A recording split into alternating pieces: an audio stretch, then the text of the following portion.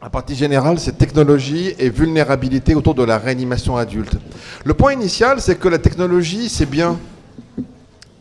La technologie, c'est bien. Bien sûr, on veut tous avoir et le beurre et l'argent du beurre, et on ne voudrait pas avoir un peu comme dans ce cartoon, on voit bien que le docteur se sauve et fuit le malade, plutôt il l'abandonne au profit ou au méfait des différentes machines qui l'entourent, et ça c'est quelque chose que l'on ne veut pas, bien sûr.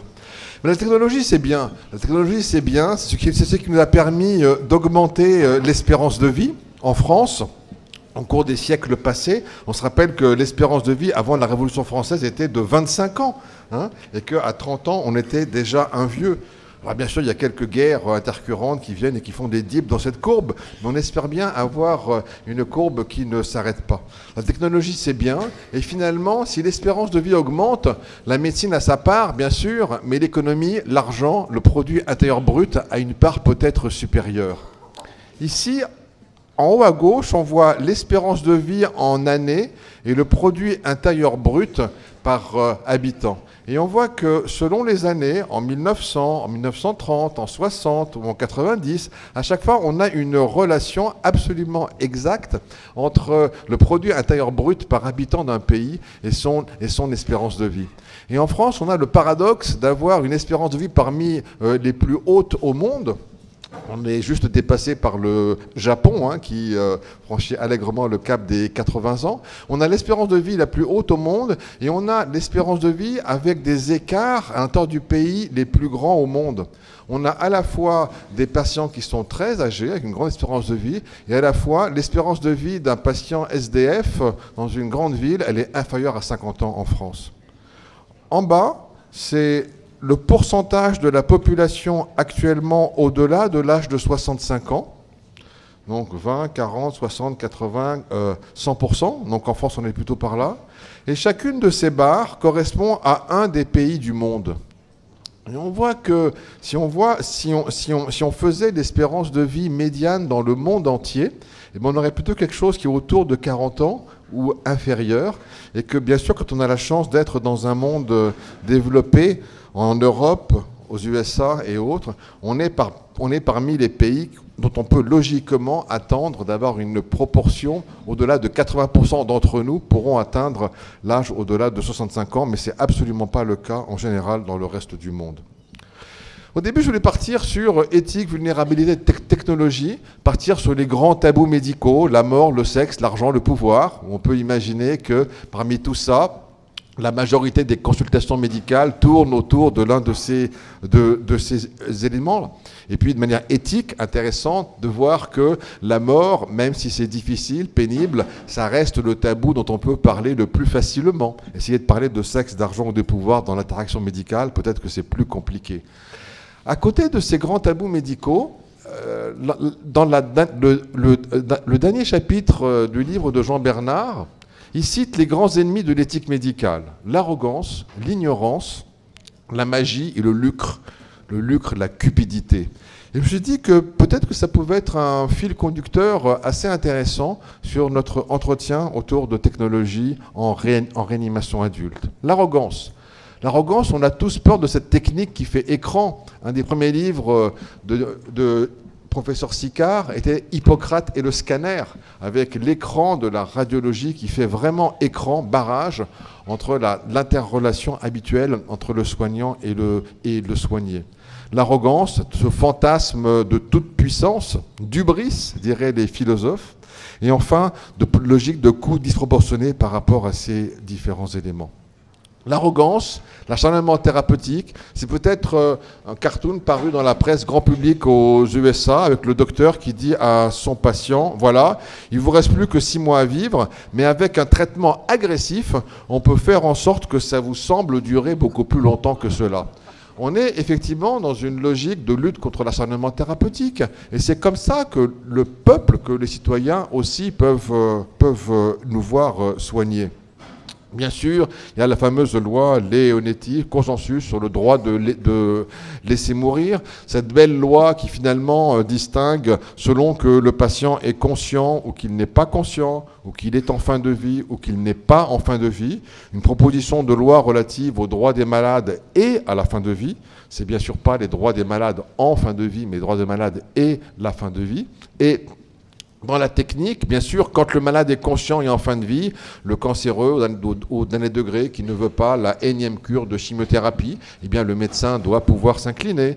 Quand le malade est conscient mais qu'il n'est pas en fin de vie, comme par exemple Vincent Humbert, la loi caractérise le droit pour le patient de refuser tout traitement, à charge pour le docteur d'essayer de le convaincre. J'ai bien aimé la phrase de Jean Leonetti qui disait, eh bien le docteur il sait, donc il prescrit et donc le malade applique, comme si c'était une automaticité absolue.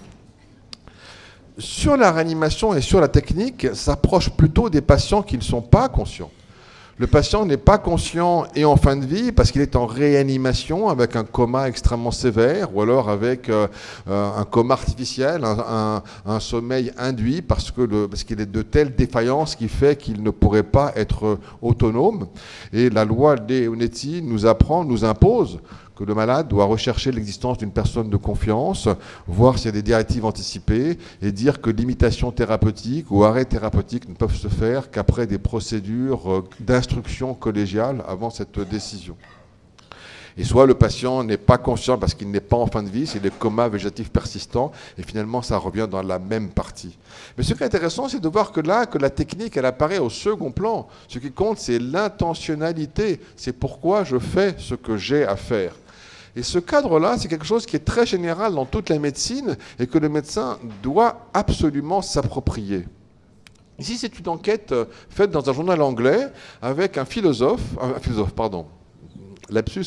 psychologue clinicien qui assiste à un entretien entre un chirurgien et un patient avant une chirurgie à haut risque avec une mortalité périopératoire possible au-delà de 5%. Donc le psychologue est là pour coter la qualité de la discussion selon qu'elle est bonne, qu'il y en a un peu, qu'elle est pauvre ou qu'il n'y en a absolument pas. Pour expliquer la condition générale de la situation. Pourquoi il faut faire ce pontage très compliqué, cette pancréatectomie, cette chirurgie extrêmement difficile. Les chirurgiens font très très bien en expliquant. Ce sont des médianes et intervalles de confiance à 95%. Et pour chercher l'état fonctionnel du patient, interroger ses valeurs, considérer ses peurs, la discussion est pauvre ou inexistante. Quand je serai malade, moi, je ne veux pas être soigné par un chirurgien comme ça. Qu'il soit absolument un bon technicien, c'est une condition absolument nécessaire, mais ce n'est pas une condition suffisante. Je ne veux pas un robot. Moi, je veux quelqu'un qui me soigne et qui prenne soin de moi. Soigner et prendre soin. To cure et to care, disent les anglo-saxons. L'arrogance. Après l'arrogance, l'ignorance. L'ignorance venant du soignant ou venant du soigné. Didier Sicard avait fait un petit article intéressant sur la volonté de toute puissance que les patients réclament aux médecins. Et il disait, protéger les malades ou sans protéger. Je ne veux pas aller à l'hôpital pour ne pas attraper une infection nosocomiale.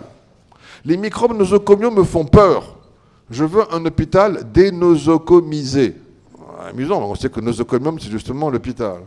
Et Sicard dit peu à peu, la société oublie la fragilité de l'homme malade. La société oublie que la médecine contemporaine n'est pas toute puissante, et que sa puissance même peut tuer. Ce sont les effets adverses de la technologie. Et Sicard disait, les médecins ne défendent ni leur précaré ni leur pouvoir, ils demandent simplement de ne pas être obligés de se protéger des malades. Vous voulez une chirurgie? Signez-moi ce consentement, qui n'est plus un consentement, qui est une décharge de responsabilité. Et Alain Tchegoyen disait, c'est une décharge de responsabilité civile en 3 mots. Décharge de responsabilité CSI, plus loin VILE. On ne veut pas rentrer dans un tel débat. L'hôpital reste un des derniers lieux d'humanité. Les médecins veulent y continuer à soigner tous les malades, sans discrimination, dans la transparence, sans la menace permanente d'une mise en examen pour des raisons le plus souvent médiatiques ou opportunistes. La magie. La magie, c'est que le médecin a longtemps été un sorcier, un magicien, et c'était Pendant longtemps, c'était son travail exclusif. Si on voit dans l'histoire les logiques de compréhension du risque, de la technique et des systèmes de santé correspondants, depuis l'aube des temps jusqu'à la Première Guerre mondiale, le médecin est un sorcier, le risque est une fatalité, et l'hôpital est un hôtel-dieu pour assistance aux indigents avec comme traitement prière, incantation, espérance. Le médecin a un pouvoir énorme, appelé au chevet d'un enfant qui a une angine. Il a le pouvoir de dire c'est une diphtérie, il va mourir, c'est une angine simple, il va pouvoir guérir. Et puis après la Première Guerre, au moment où, comme dit la mère de Marcel Pagnol, M. Pasteur invente les microbes, le médecin devient un technicien. Il est là au cas où surviendrait le risque. Le même médecin appelé au chevet de l'enfant qui a l'angine, si l'enfant ne guérit pas, c'est de la faute du médecin, parce qu'il n'a pas mis les bons antibiotiques pour.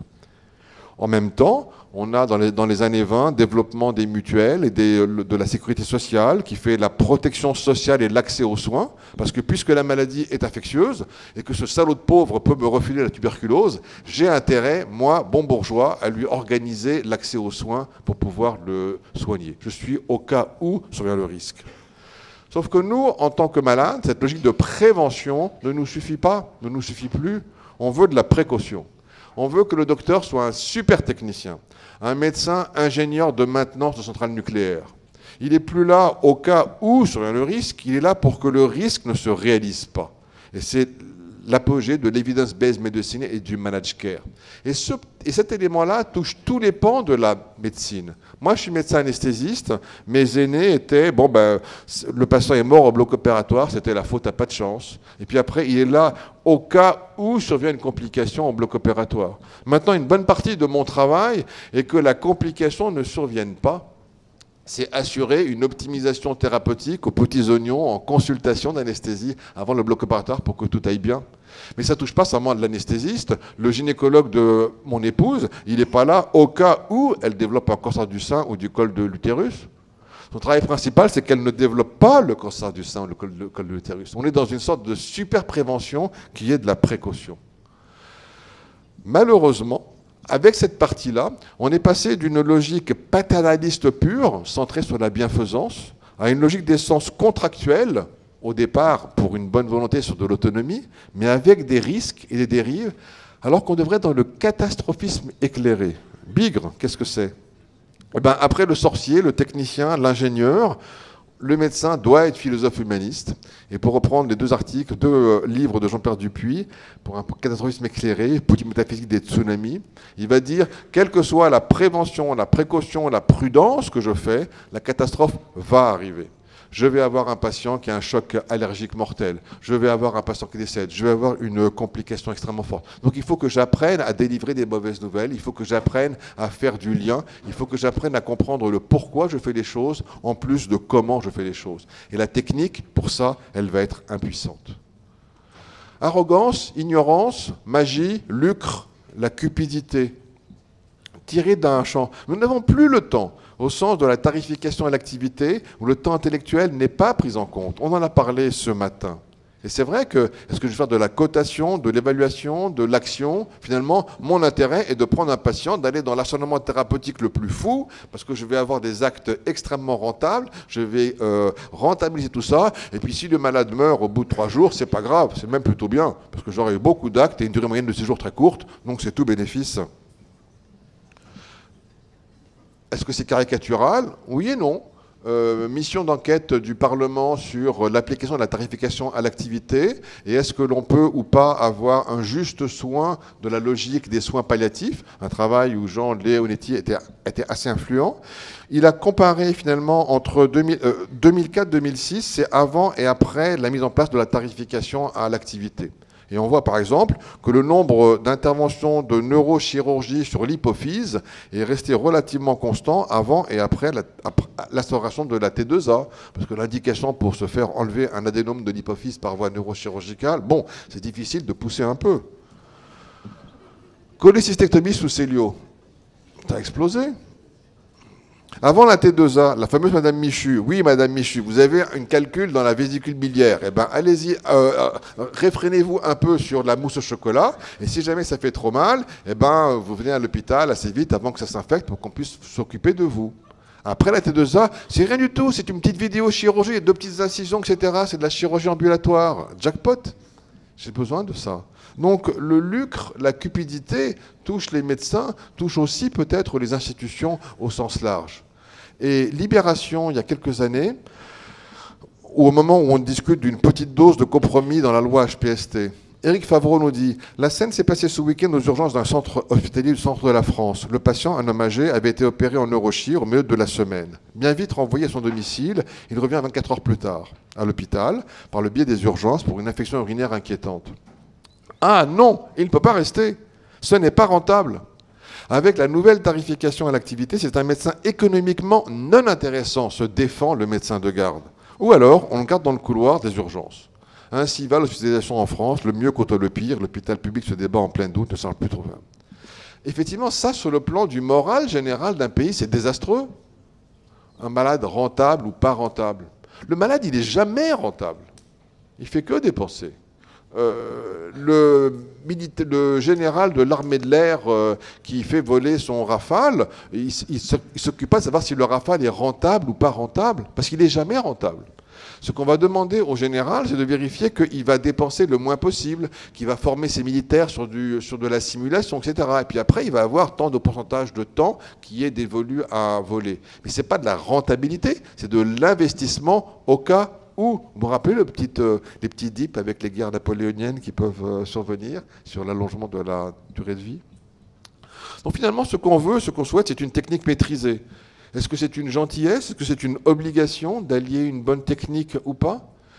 La dernière keynote de Steve Jobs, quand il montre l'Apple II, l'iPad 2, pardon, il dit finalement on va aller dans un système de la médecine, parce que la médecine c'est bien, parce qu'on peut avoir des éléments qui sont fantastiques. Il dit quand on prend une radiographie de thorax sur notre nouvel écran iPad 2 avec Retina Display, je ne fais pas de la publicité, hein, on va pouvoir voir des choses que l'œil nu dans une radiothorax ne pourra pas voir. On pourra avoir finalement des systèmes, en faisant changer le contraste et autres, d'aide au diagnostic pour mieux voir encore les calcifications. Ce que les radiologues ont appris avec le dépistage du cancer du sein, par exemple. Et il dit, et au lieu d'avoir une technologie qui va faire écran, on a une technologie qui associe. Et ce sont ces mots, comme si le médecin devenait le meilleur expert du patient.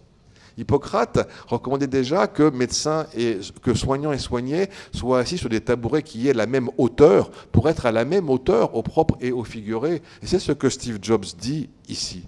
Et Steve Jobs finit dans cette conclusion en disant voilà, l'iPad 2 c'est le plus beau parce que chez Apple, on a toujours essayé d'être aux conjonctions entre la technologie et les sciences humaines. Entre la technologie et les sciences humaines. Et ça me plaît parce que ça fait écho avec la médecine. La médecine, c'est une science dure ou c'est une science molle? La médecine, c'est la plus humaine des sciences exactes. Et c'est la plus exacte des sciences humaines. On ne peut pas dire qu'il y a la technologie d'un côté et puis l'humanité de l'autre. Ils sont mêlés, ils sont consubstantiellement ensemble. Ce qui fait que maîtriser la technique, au comment je fais l'acte, je dois absolument ajouter pourquoi je fais l'acte. Quelles sont mes propres actions? Pourquoi est-ce que je fais ça? Et les réanimateurs ont compris ça. Finalement, ils vont dire, je fais des soins de potentielle fin de vie chez un patient qui est en réanimation, papier paru dans le Lancet, et qui dit, j'établis quel est le pronostic, le degré de certitude du malade pour lui, et je vois comment est la famille et quelle est leur préférence dans le processus de décision. Et là, je vais adapter ma stratégie selon les facteurs du patient et les volontés de la famille. Et soit je vais voir quel est le rôle de la famille. Soit la famille veut que je sois un affreux paternaliste, c'est moi qui décide, je le ferai. Soit la famille, elle veut décider parce qu'elle veut être en pleine autonomie, je la laisserai faire. Et soit elle veut être intermédiaire, et je vais aller dans un processus de décision partagée. Et je crois que c'est toute cette partie psychologique, philosophique de la médecine dont nous avons maintenant absolument besoin. Parce que devant cette vulnérabilité, une attitude empathique du médecin s'impose. L'homme couché oblige l'homme debout, nous apprend Alain Cordier. Est-ce que c'est une gentillesse ou est-ce que ce n'est pas plutôt un devoir et une obligation? Devrait-on ou doit-on? En instruction civique, en morale, on a appris que la notion de droit est consubstantielle de celle de devoir. J'ai des droits parce que j'ai des devoirs. J'ai des devoirs parce que j'ai des droits. Mais donc, est-ce que c'est un droit pour les patients? Parce que les patients, ils ont tous les droits, ils n'ont aucun devoir. Et parce que c'est un droit pour les patients, donc c'est un devoir pour nous. Le soignant, il n'a que des devoirs, il n'a aucun droit. Et donc on passe dans une logique kantienne de « tu dois », parce que c'est prescrit comme ça, tu dois pour le médecin, à une logique de « tu te dois ». Pour rester en pleine humanité, tu te dois d'être gentil, tu te dois de pouvoir prendre soin correctement. Fabrice Zil nous a montré, finalement, nous a cité les principes cardinaux de l'éthique médicale. Il les a cités, il a dit bienfaisance, non-malfaisance, autonomie, justice. Dans tous les traités francophones d'éthique médicale, ils sont pensés dans cet ordre-là. Dans tous les traités anglophones d'éthique médicale, ça commence par autonomie d'abord. En anglais, ça donne autonomy, beneficence, non-maleficence et justice. Comme s'il y avait un équilibre à avoir entre une logique plutôt européenne, continentale, paternaliste, souchée sur la bienfaisance, le paterfamilias, prescriptif, et puis une logique plutôt anglo-saxonne, plutôt protestante, où c'est l'autonomie. Quand je regarde Dr House, Grey's Anatomy ou Urgence, des fois je dis tiens, ils font comme ça, on n'aurait pas fait tout à fait ça comme ça en France. Parce qu'on voit bien que l'autonomie est la valeur clé là-bas, alors qu'on reste basé sur de la bienfaisance. Et j'étais longtemps satisfait d'une dichotomie entre d'un côté bienfaisance, de l'autre côté autonomie. Et puis il y a ce petit livre, Emmanuel Jaffelin, Petit éloge de la gentillesse, chez François Bourin, ça coûte 9 € et c'est un bijou absolu. Ça se lit en 2 heures, c'est un bijou absolu. Et il parle de la gentillesse. Il dit d'un côté, il y a la sollicitude. Pour nous, c'est la bienfaisance. La sollicitude, elle est causée par une pulsion et son effet peut être intrusif. Parce que si le médecin est trop bienfaisant, trop paternaliste, il va être dictatorial. Si je vois un aveugle qui est au feu rouge, qui demande à la personne et que je le prends pour le forcer à traverser, je n'ai pas été gentil, c'est de la sollicitude et j'ai été intrusif. Mais si je marche dans la rue et que je vois un mendiant qui est dans la rue et qui fait l'aumône, finalement, je ne vais pas lui donner de l'argent. Parce que, attendez, moi je paye déjà 40% d'impôts, donc ça va bien. Donc c'est son autonomie. Les gens ont ce qu'ils ont, il leur arrive ce qui doit leur arriver, et il leur arrive ce qui manque pour eux. Donc il y a un respect, il y a une règle, c'est les différents impôts, et donc la conséquence, c'est l'indifférence. Et dans Dr House, des fois, on a ça. Au nom de l'autonomie, il y a un risque pas d'enfermement, d'abandon thérapeutique, au nom de l'autonomie. Ils veulent ça, eh bien, qu'ils prennent ça. Et c'est là où la gentillesse est belle. Parce que la gentillesse, elle est exactement coincée entre la bienfaisance et puis l'autonomie. Elle prend de la bienfaisance et elle prend à l'autonomie. La gentillesse, elle est causée par une demande, et son effet est un service. Et c'est en ça que, en médecine, on pourrait appeler ça une logique harmonieuse. Une bienfaisance inattentive à l'autonomie est une dictature. Une autonomie inattentive à la bienfaisance est un enfermement terrible. La gentillesse, elle associe de manière harmonieuse bienfaisance et puis autonomie. Elle répond à une demande, elle répond à une logique de pardon. Voilà, c'est un magnifique petit livre. Et tout ça pour dire que finalement, voulant dépasser la partie de technique, il y a l'information que doit le soignant, la communication, le dialogue, en sachant que c'est à 2 voies, et que le médecin est là dans une approche transculturelle. La technique n'est pas suffisante. Il ne faut pas que la technique mange tout, il y a le contact humain. Quand A regarde B, il n'est pas fichu comme lui, par rapport à A qui est bien carré, bien blanc, B est biscornu. Mais quand B regarde A, il n'est pas fichu comme lui pareil. Et donc, du fait de l'inégalité de position, de savoir et de connaissance entre le soignant et le soigné, c'est au soignant à faire le travail d'information pour aller à de la communication, pour aller à du dialogue, pour aller dans des relations et des liens qui vont être les bases d'un consentement et donc d'un choix réellement éclairé. C'est notre travail. Et quand on demande du côté des patients, mais finalement, dans l'hôpital technique, qu'est-ce qui vous a plu? Qu'est-ce que vous attendez d'un médecin? Qu'est-ce que vous voulez?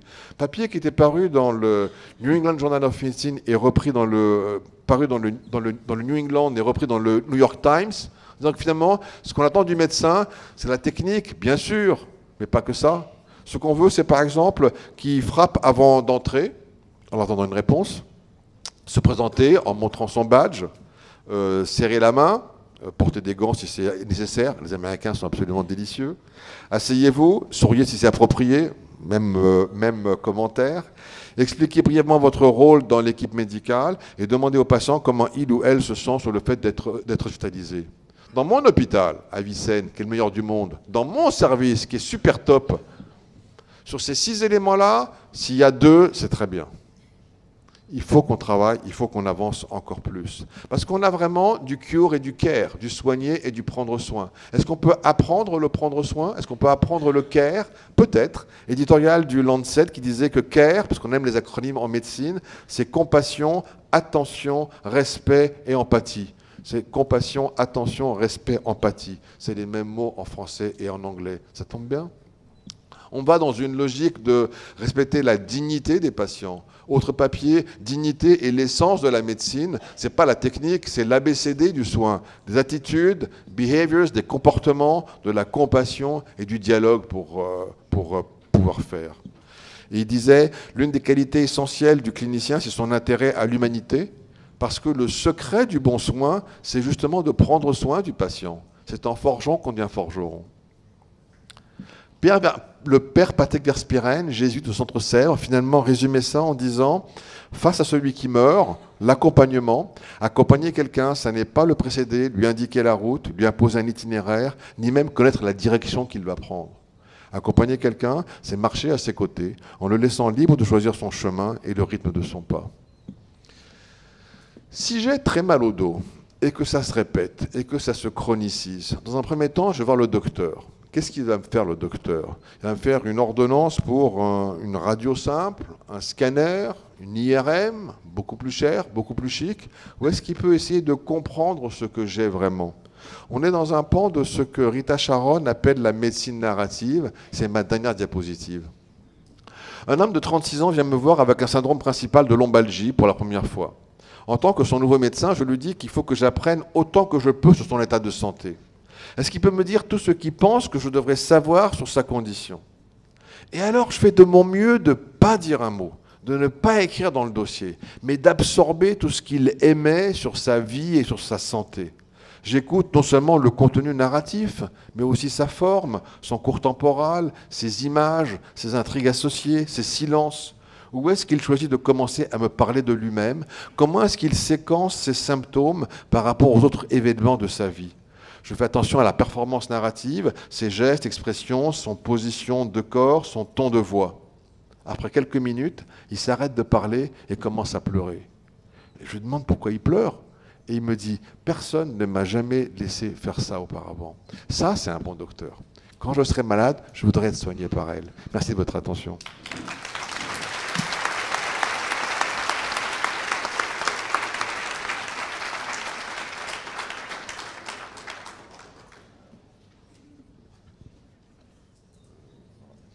Professeur Ojard. Ah,